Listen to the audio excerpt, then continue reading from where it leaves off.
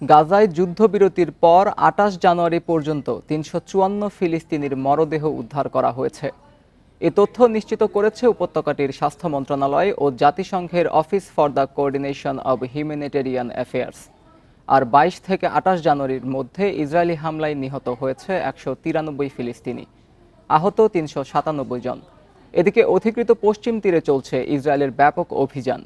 হেব্রনে ফিলিস্তিনিদের গাড়ি লক্ষ্য করে গুলি চালিয়েছে আইডিএফ। সেখানকার একটি বাড়িতে আগুন দেয়া সহ ছুড়েছে টিয়ার গ্যাস। এছাড়া একটি বিয়ের অনুষ্ঠানে অভিযান চালিয়ে বরকে গ্রেপ্তার করেছে আইডিএফ। অভিযান চালানো হয়েছে জেনিনের শরণার্থী শিবির ও তুলকারেম হাসপাতালেও।